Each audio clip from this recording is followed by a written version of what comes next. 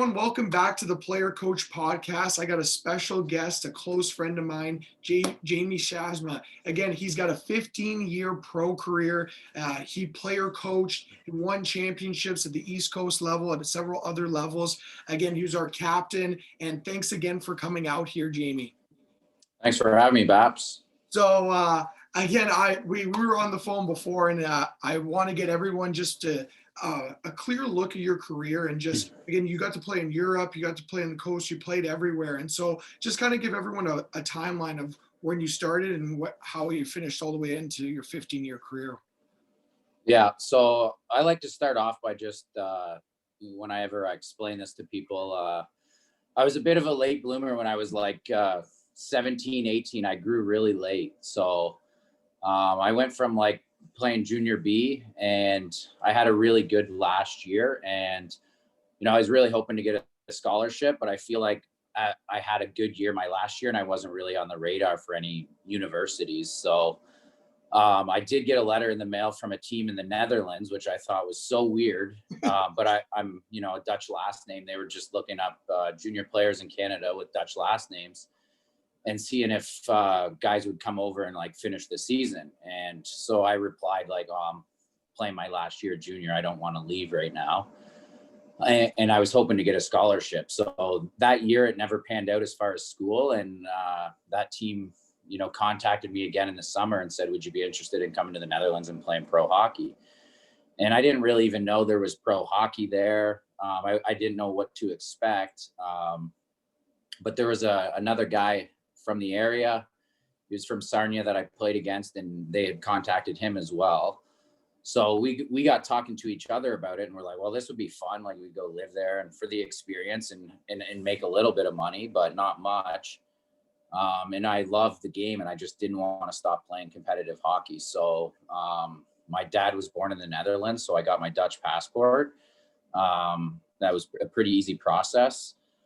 So, I went over to the Netherlands, and we had signed, I think there was 5 guys that were born in 83, same age as me, just finished junior. All of them had played like major junior, either the OHL or the Western League. And we all went over to the same team, lived in the same apartment. It was this huge, huge furniture store. They converted it into an apartment. And, there was a lot of things that were funny about it. Just, we didn't have cars, we had scooters and stuff like that. But, I had the time of my life in the hockey. We got to be on the ice every day and train every day. And, so it was a good opportunity for me. And I feel like I was at that perfect age where I was still getting heavier and stronger, and I was able to develop my game. And, I had good success over there, and I played in the Netherlands for 3 years. My last year being in Amsterdam, and then I started playing on the Dutch national team as well. So you had to play 3 years to be eligible for the national team, if you were a Dutch Canadian. So that's what I did to be eligible to play in the World Championships. And then basically from there, I was scouted at the World Championships while playing for the Netherlands by a team from Italy, which, like, again, Italian hockey I didn't know anything about. Didn't really think they were a big hockey nation or anything like that. But it was a bit more money, and they were a good team at the World Championships. So I moved there with Nicole, and we lived, in the north of Italy, where it's there's no soccer there really. It is a hockey area. It's not a huge area, but it's in the Alps, and it's all winter sports, skiing and hockey. And so I played there and had success, and then moved to Germany the next year, and just kind of always, climbed the ladder as far as, a little bit better, trying to scale up leagues, and went back to Italy after Germany. And we actually won a championship. That was my first championship in Bolzano in Italy. And then came back to the IHL the next year to move closer to home. And we bought a house in Windsor, and I would commute every day to Flint. And, that was awesome too. And Flint, we could have a podcast about what happened there that year. We could talk for hours about that, but we lost in the finals to Fort Wayne that year.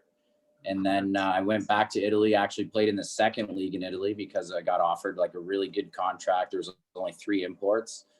So the hockey wasn't as good. It was the second league, but it was, I kind of went there for the money and the experience. I loved living there, and Nicole and I loved it there. So we went back there for 2 years, lost in the finals 2 years in a row, which was, a bit heartbreaking. And then after that, I moved back again. We went to Texas for the Allen Americans, and we won 3 championships there, which those teams was probably the funnest time of my life as far as playing hockey, having the style of teams we had, the weather, the place we lived was amazing. It was a great place to play. I have the fondest memories of playing there.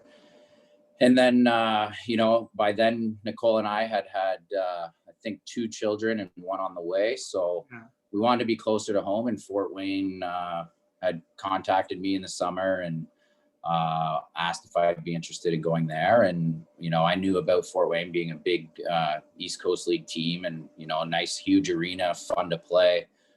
So I was excited to get that opportunity and played there for my last 4 years, and was player coach the last couple of years. And it was, and that was it. And now I'm retired and working for the International Union of Operating Engineers as an organizer, and just coaching my kids hockey and moving on to that phase of hockey. Yeah, that's I've been player coach here for now going to my second year, and a lot of things when I tell people and I talk to them about do you get nervous or anything, first time doing it last year, and a lot of the stuff I did, it really came from learning from you. A lot of and you need a lot of credit. If people don't really know the value that you brought, and I was literally like a sponge. I was just learning from you, and even all our other buddies, everyone knows you were the man. We had a we had a great time, and just again the way you managed the room, managed the group, and that's where I tried to take a lot of that stuff from. So that's really where player coach came from, was from what you did. So I really appreciate that side. Yeah. When I turned to player coach, I was kind of I was already captain, and I just felt it was strange. It's so now what? Do I act like I can start bossing people around, or, it was strange at first, but I just, I want to kind of be more involved, I think, on the coaching side with the coaches, and talk more about what I thought strategy wise we could do, or even personnel wise, how to handle certain guys, and be that line of communication between coaches and the team. And, I really enjoyed it. It was cool to get to see both sides of things. And, I tried to do it more on a player sense for sure. I just wanted to remain part of the team and not separate myself at all, and let the guys know they could still confide in me, and it wasn't going to go right to the coaching staff or anything like that. I didn't want to be, something like that. So I think guys knew that, and it was different, but I enjoyed it. I didn't enjoy speaking in front of guys and going through breakouts or, talking about stuff like that. I don't think that was really what I wanted out of it, and I didn't enjoy that part. But in hockey, you kind of do that anyways. So you're sitting there talking about strategy and talking about things all the time. So it was more, I think, of a focus on relaying messages back and forth between the players and the coaches, and having some input, I think, with the coaches. And that's the main point. I find every time I get into a situation like that, we're moving from player to coach, one thing I always tell the coaches is I'm just the line of communication to help clarify your message. Regardless, even there's lots of times I know, I'm sure you didn't agree with what you were being told to pass on, but that's your job and that's what you're there to do. And when that clarity of message is, again, it's clear, it's easy to digest, the players are going to execute better. And overall, long term, that's what you want to do as a player coach. For sure. And I think, it's important to be able to make that message more clear and reiterate what the coach is trying to say. And whether the coach is wrong or right, we both know playing pro hockey, you got to fall in line and do what the coach wants to do. And, if there is pushback in the room and everyone says, hey, this is bull crap, I don't want to do I don't want to do that stuff. Like, he's completely wrong. Well, then you have someone that can go to the coach and say, well, everyone thinks, no one's really believing in this. They don't think this is, the way we should do it. But if, they'll do it, but maybe we should think about other things. And, it's managing that relationship, I think, with the coaches and with the players. And, also I think I had more of a view, Grammer was our coach that we had. And, I got to see more of where his thinking lied after games that we lost, or just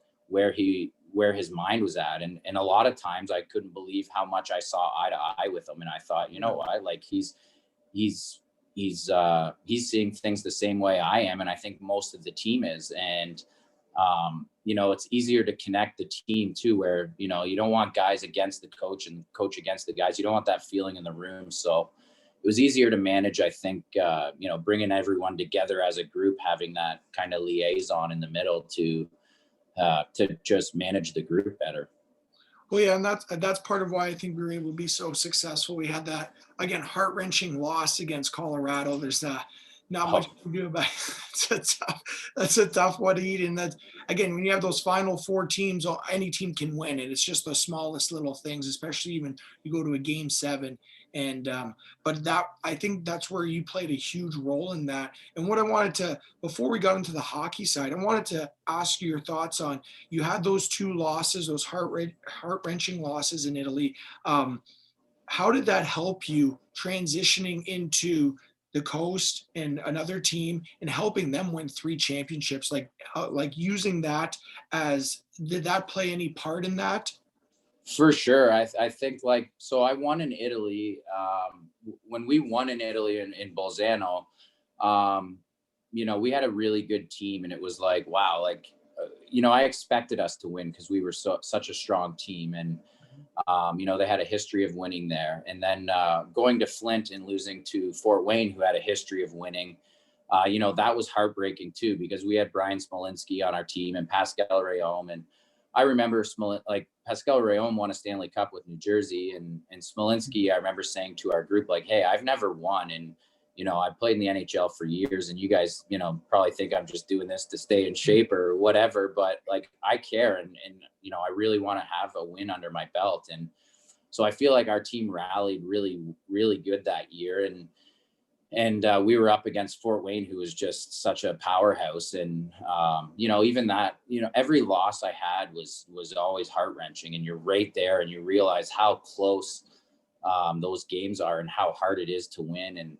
And you learn that it is a game of inches, and one mistake can cost you, or the smallest thing can cost you, whether it's a mistake or not. It's just, every little battle, every part of that ice matters. And so and I feel like I was in so many meaningful games for so long that it's all I craved too, is I wanted that so bad. And you understand when things are on the line, it's a lot more fun. Like it's hockey's a lot more fun. And so I always wanted to stay in that environment and play on good teams. At the end, when I was in Allen and Fort Wayne, I wanted to be on teams that could compete, and it was going to be fun. There's nothing like playing on a team where no matter what your attitude is, how good of an attitude you have. If you're playing for the Red Wings this year, you're most likely, gonna have to struggle.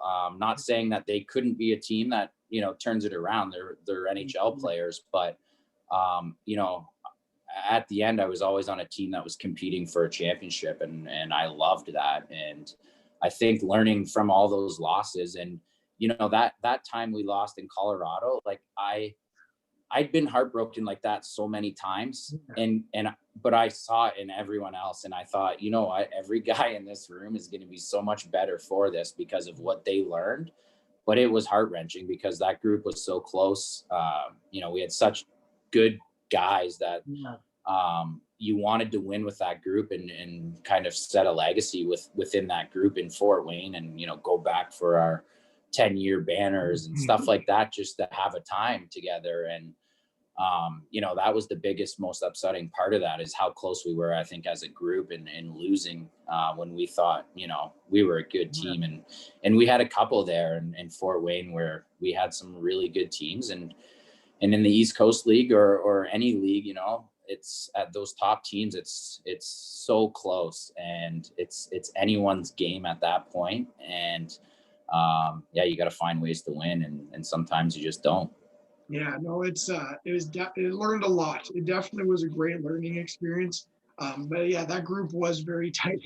We had such a good time with them. It was just, yeah, definitely missed that. Yeah. But transitioning over now, let's getting on the hockey side. Again, we see this huge deal with Laine and Dubois. And you have a funny phrase for it. You'd share with everyone if you want. But like, what are your thoughts on this trade? Because again, everyone's tossing up so much information about it. Again, you got a great hockey mind like yourself, a person who knows how to manage groups.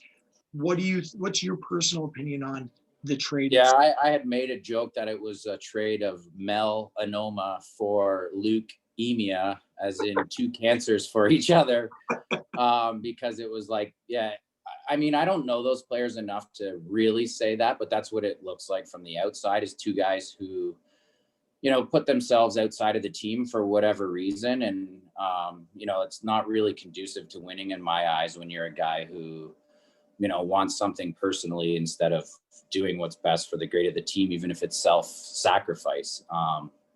Although I do understand now, being older, that, you know, there is a time for, if you want to set yourself apart, you almost have to do things at some point to prove yourself. But I think once you're in the NHL, you've proven yourself, and it should all be about winning. And I'm not sure if those two guys, like I said, I don't actually know them, but from the outside looking in, it looks like two guys who struggle with their coaches, and they're two very talented players. But yeah, hopefully a fresh start for both of them will maybe, you know, they'll learn things moving on and grow as people and grow as players, and you know, hopefully they'll change those organizations and maybe be, you know, win. But it's just a funny trade, right? Because it's two guys who just seem to be always in, I don't know, getting criticized or whatever. Yeah, it seems like, again, like Dubois, like after playoffs last year, I see a player that's could be a top 5 centerman in the NHL. You're like, wow, this guy's unbelievable.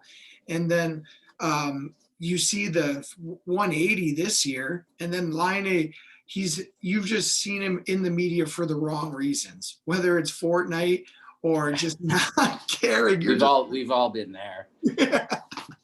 Yeah, but like 12 hours. Like, this guy looks like, does he even eat before games? Like, I just don't know if he looks like he hasn't seen sunlight in 10 years. So he, but you know what? You can't, he's going to score goals for you, and he's a valuable piece. So, yeah, I don't know. Hopefully that trade works out. I do think, you know, Tortorella, I love him as a coach. I love his passion. I love the way he is. I think if I played for a coach like him, you know, he would have probably been a jerk to me all the time, because I play better when that happens. I've always been a player that, you know, those hard coaches, for some reason, I play better. They get the most out of me because they instill an emotional passion inside of you, and it gets you going. And I think Dubois maybe struggled with Tortorella, and you know, players like that. And in my mind, I know not everyone, you know, likes those coaches, and those coaches aren't the only way to coach. But for me personally, I do like those coaches. They hold players accountable. They hold the team accountable to a higher standard, and you're a professional. You should be able to deal. And, you know, when I see guys like that kind of fold tent and say, I want out, to me, it's a little bit of a quitter's mentality that I didn't like. But, you know, I don't think it's really conducive to winning, to have that kind of mentality. But then again, like I said, those coaches aren't for everyone. There's a lot of players out there who, you know, struggle with power battles between coaches, and it's just the way it is. But for me, you know, like I said, hopefully those guys learn from it. They're young players, you know, they're still immature. And, you know, they're probably going to learn and be better from it in one way or another. And they're both superstars making millions, so I think they'll be fine. I know that is true. They will be fine. You got two 22-year-olds. They're going to learn. Well, hopefully, you're hoping that they learn and take the is a sign like something needs to change. But again, we'll Well, if they see. want to win a Stanley Cup, which is, every guy's dream that plays in that league, you got to look in the mirror once in a while. And I think that's probably what those guys will do. And it's up to them to decide if they want to win a Stanley Cup or if they just want to be 80+ point guys a year and never win that Stanley Cup. So not that it's only on them, but you do have to hold yourself accountable in pro sports. And speaking to that, you talked about how like Torts is a coach that would get you to excel. We talked a bit about the complacency that happens within a long season.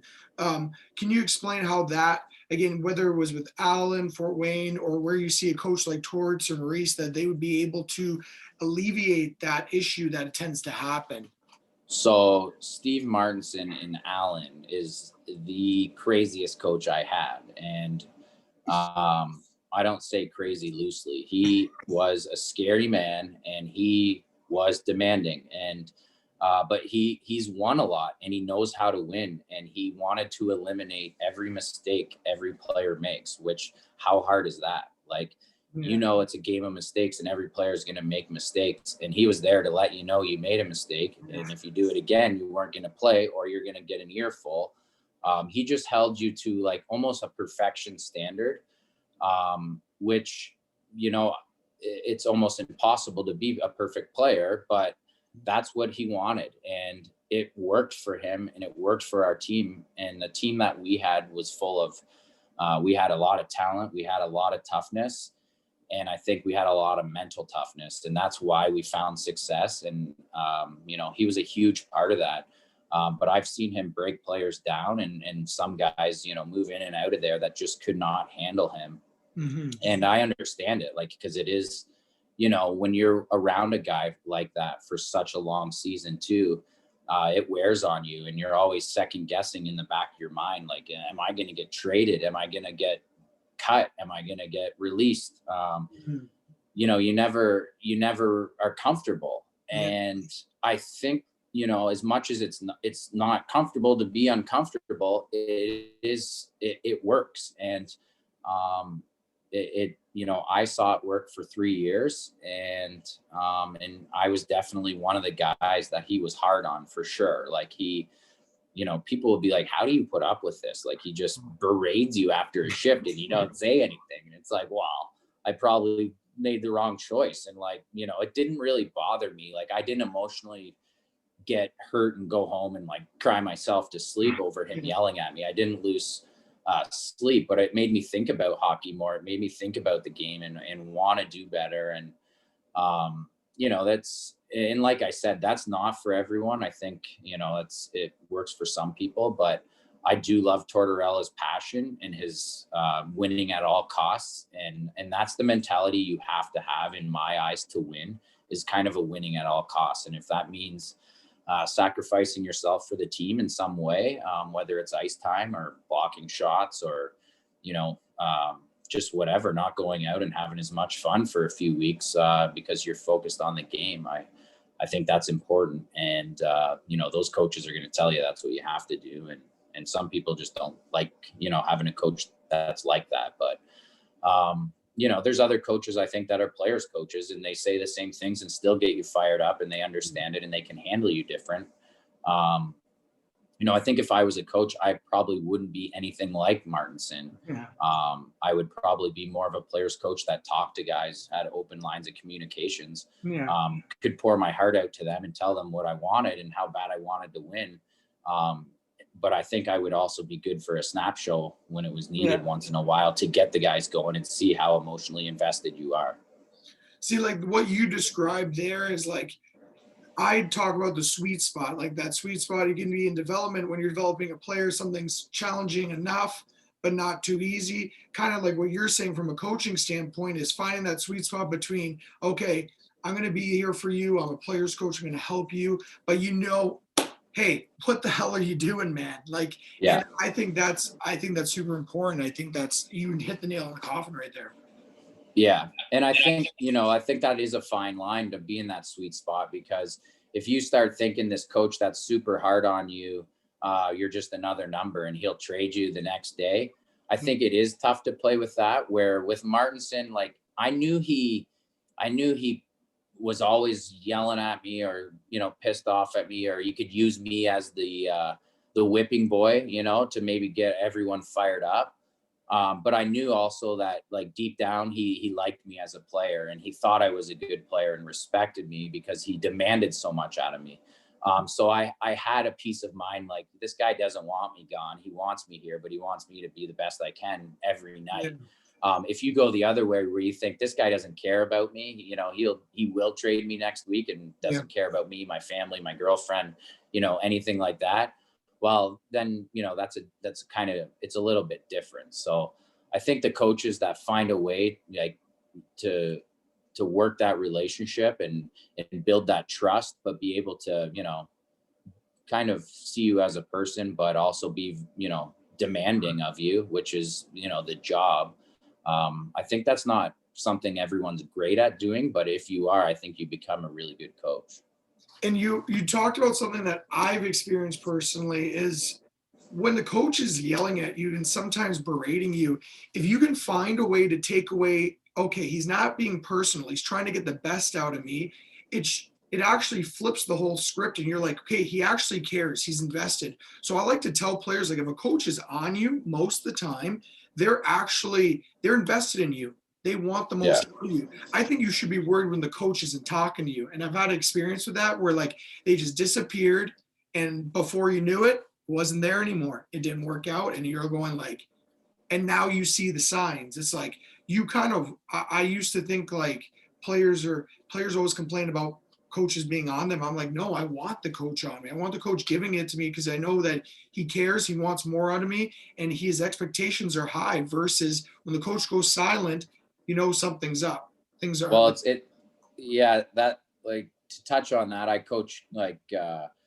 kids hockey now, my son's team, right? So there's a variety of players and skill sets there, and there's some kids that their mind is elsewhere, or they have, they don't really have a passion at all for the game. It's their dad's up in the stands and has this huge passion, but the kid doesn't really care.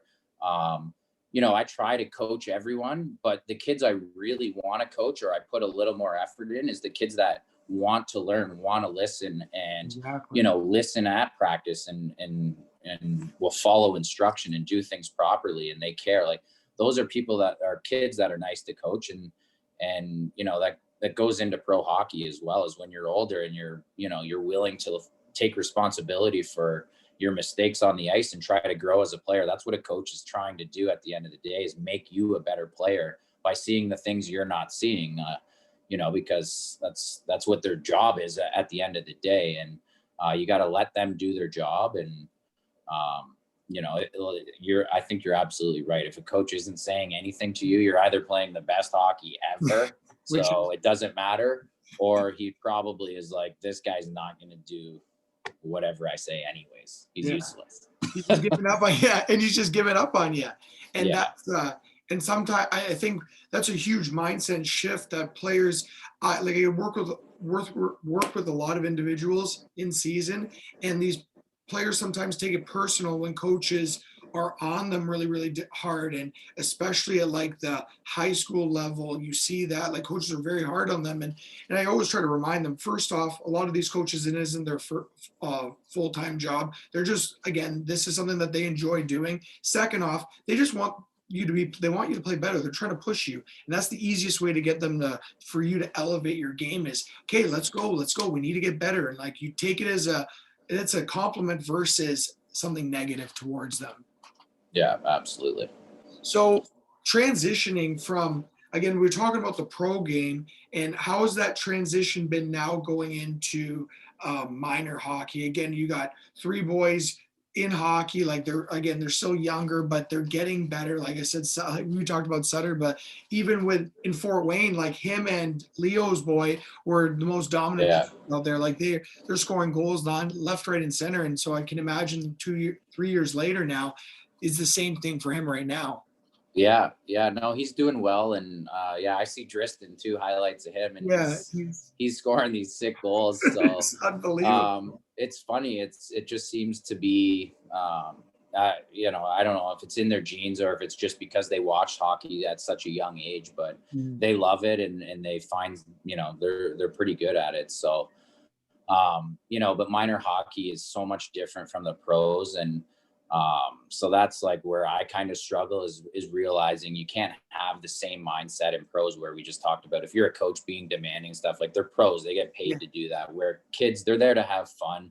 You know, they're all there for different reasons. Maybe kids like Sutter and Driston are a little more serious and they want to learn, and maybe, you know, they strive for to go somewhere and do something with a hockey career. But most kids, you know, it's for fun and to learn to interact with people and work with teammates and stuff like that. And you know, there is one thing that I hear that really always irks me is when people talk about a toxic hockey environment or toxic hockey culture, because I understand where it comes from, because now seeing like in minor hockey, there's a lot of toxic environments where parents are too competitive, or, you know, they think it's all about making the NHL, or their kid's really good. So they think, okay, this kid has a chance of making the NHL, which, you know, it's if you look at the percentages, it's not really realistic. But yeah, you don't crush people's dreams and say it's not going to happen, and you do strive for the best. But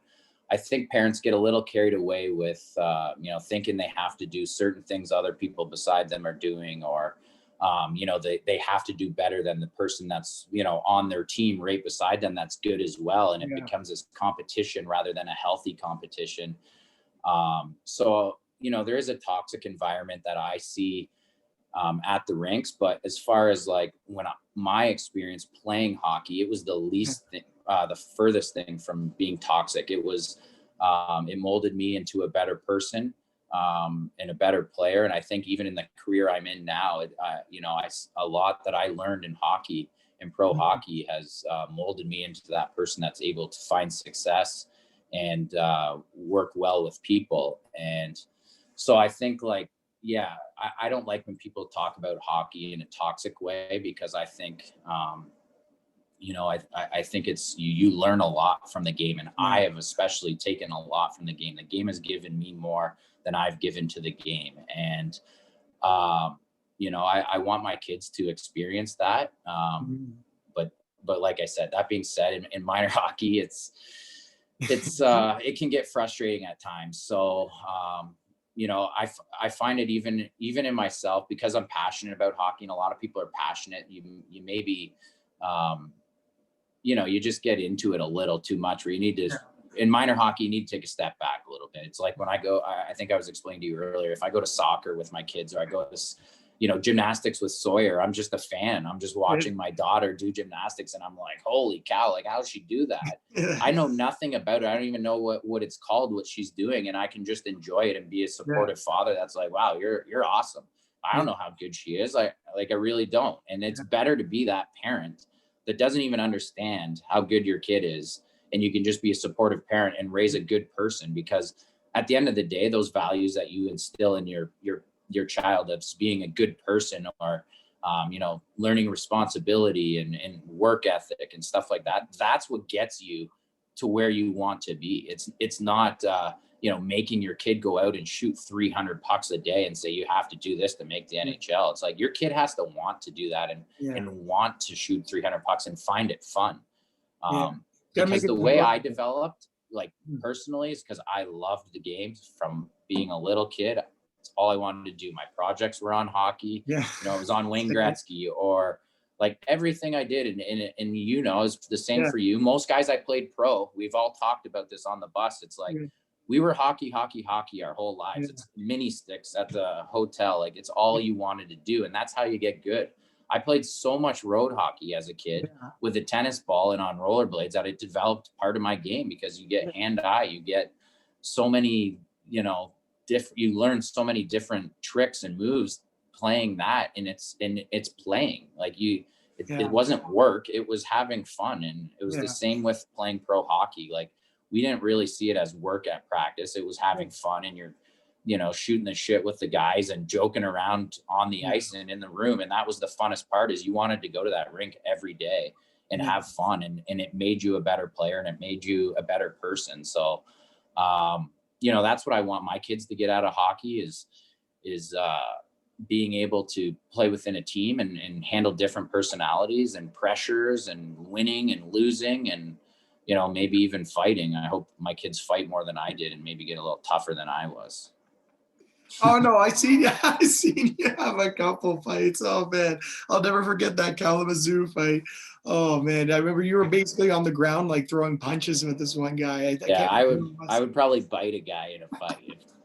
I would just, I don't know. I just wish, I didn't fight enough to learn the technique of it, that I didn't have any confidence in fighting, where I just needed to do it and get comfortable with it. And then by the time I was playing pros, and you're looking at like, in Ontario, I think it was McGrattan was on the other team. Like, there's not a chance I'm ever, like, I wouldn't even look at him. So, you're going against guys, a guy I work with, Scott Langdon, Kyle Shute, all these guys, they know what they're doing in a fight. They're, even if you're as tough as them, they've done it so much, they're comfortable, they know what they're doing, and you're going to make a mistake. And, but it is something I wish I did more of. I think I could have probably been good at it, but it's part of the game. It's one of those. It's part of the game, and it's part of the game that I respected. Like, I love the fighters. I love the guys on our team that fought, because they bring a lot to your team, and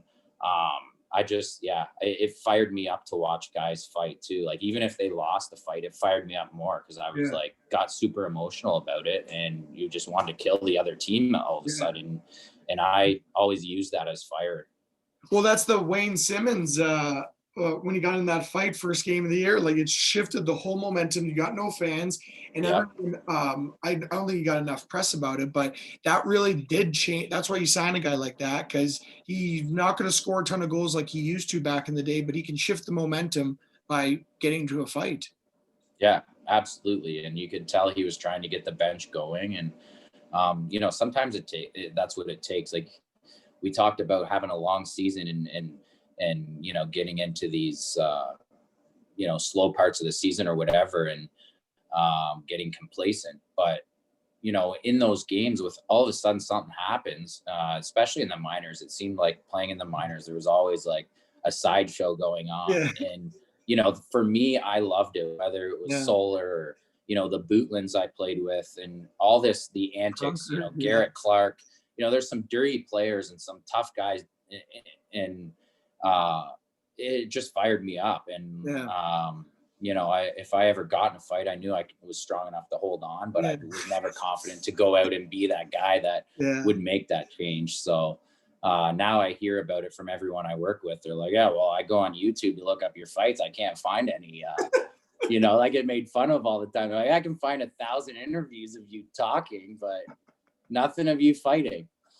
So I think I was in like 6 fights, but no one really believes me. They're like, oh, I don't see them. They're not on YouTube. Well, I can give you credit. I remember the one at Kalamazoo. I'll never forget that. So, but yeah, so we're getting close here. But before we get into the hockey IQ definition, I wanted to ask just one development like from, again, you have a 15-year career, you're in minor hockey. What's something that really sparked your development, or you felt like that was what really helped you skyrocket your game? Well, I mean, there's a number of things that can make you better, as you know. Like, I thought when you came into Fort Wayne, just to talk about you quickly, is you were the type of player that was always looking to learn and get better, and you had that mentality, and you put the effort in after practice. You tip pucks, you worked on your shot, you worked on some stupid shoulder drop, fake or something that was just over and over, and it's repetition and hard work. And I feel like it is something you have to do in hockey. And when we talked about having that passion and loving hockey, when you're doing that, it doesn't feel like work. You're working at what you love, and it's fun to try to get better at it. And so I think, like anything I was doing, when I was a little kid, I used to, like, I had older siblings, but if no one was playing hockey with me, I'd get my mini stick and glove and pretend I was a goalie, and I would play an imaginary game where people were shooting on me. I was making saves, and like, I did that from a young age. And then I would go out and shoot pucks that my dad, he had a thing set up so I could shoot at the garage. And I was always trying to do something related to hockey and played a lot of road hockey growing up. And I think, like we already said, that was a huge part of development. And, getting on the ice, I went to dead ice. I used to leave school for lunch and go over to the arena, which was 2 streets over in my hometown. And I would just go there instead of recess for lunch. And I did that quite a bit, and worked on with a skating coach as well a little bit. So I feel like development, it's about just getting out there and playing the game. And I don't, to me, it doesn't matter much about what you're doing hours and just putting time in, just doing it all the Yeah. time and repetition. And obviously coaches, they see what you're doing maybe incorrectly, and they'll help you to develop that. And that's important, to have those good coaches that can lead you in a certain direction. But to be a good hockey player, I think you got to love it, and you got to just, keep working at every little thing. It doesn't matter what it is. I find even other sports, they develop certain skills that are going to translate into hockey. Because hockey is very athletic, where you got to skate, you got to be able to skate, play with a stick, and watch out for people that want to kill you. So there's a lot into it, where like other sports, like basketball is a highly skilled sport where you got to have good feet, good hands, but you don't so much have to worry about, getting killed. Like someone's gonna blow you up. I mean, it's rougher than what it looks, but it's still not hockey. So. Yeah. So there's a huge difference there.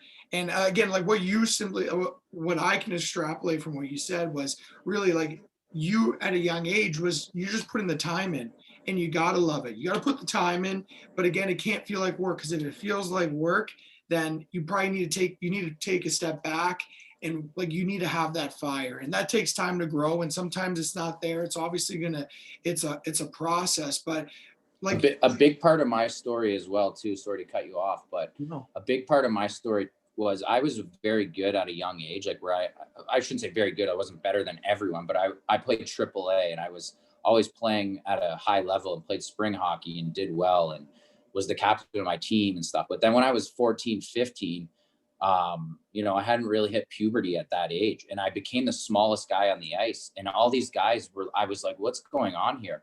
Because I was all of a sudden playing amongst guys my age, but they were like men. They just had this strength, and all of a sudden I thought, maybe I'm not as good at hockey as I thought, but like, you're a kid, you don't really know. But I kept playing hockey. I loved it. I never gave up. I just went, I went from playing AAA. I got cut from AAA. Then I played a B center, my travel team in midget. And, guys I was playing with at that time were playing junior B or in the OHL. And I was like, oh, I'm not going anywhere in hockey. And then all of a sudden I grew one summer and got so much size and strength. And then the game got easy for me. Yeah. And I started to take off again. And then that's where like the training aspect of hockey, getting, there's a natural thing where you're going to have, size, and that's genetics, that you have to have some good genetics to be good at hockey. But also, that being said, if you can work out and make yourself stronger, and nowadays, when I first started pro, there were so many fat guys in the room that we laughed at, and like, but they were still playing, and they found a way. But when the time I left, it was like the whole room was full of male models, these guys that are jacked. Like, everyone was in shape. You couldn't play in the East Coast League and not be like, there was still a few guys maybe a little flabby, but that's like to a hockey standard. So I think like if you can develop your hockey game and you're a good player, I think if you can develop some strength and any athleticism in any way, it's going to help you. No, absolutely. Well, a ton of stuff that we covered. I loved it. And I think people are going to get a ton of value out of it. What I'd like to do to end the podcast is just get your definition on hockey IQ, hockey sense. What would you like 2 sentences that would describe hockey IQ for you?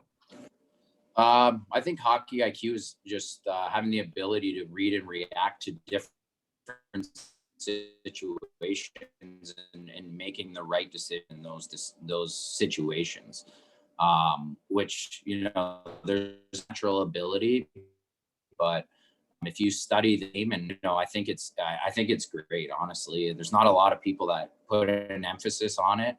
When I was a kid, I used to think, it's all natural. Like I thought you're either born with it or you're not. You either have it or you don't. And I think that is true for some kids. There's kids that are just naturally gifted and they have that ability to read and react. But I also think, like I said, you put enough time and effort and put yourself in different situations and learn from things. That's how you develop IQ in hockey. And, your coaches can help you in that. And that's what they're trying to do. And, then there's like situational awareness, stuff like that, where there's guys who are good at knowing time and score, when to make a dangle through a guy's legs and it's okay. And when to just be like, this game is too tight. I can't afford to possibly make a mistake here and limit this mistake. So I think hockey IQ is just an individual player who's able to just know the situations, see situations, and read and react in the best way and limit mistakes. Well, no, that's a great definition. Actually, Cunny, that was one of the things he talked about was situational awareness, and that is a huge part. But yeah, again, we got to get going here. But I just want to say thanks again for being out here on the podcast. Everyone's really going to love it. And thanks for everyone for listening. And again, make sure to check out more insightful content coming up. I got some more guests coming. But thanks, Jamie, for sharing your 15-year experience, and good luck with minor pro hockey and all the boys and girls. Thanks for having me, Baps. Anytime.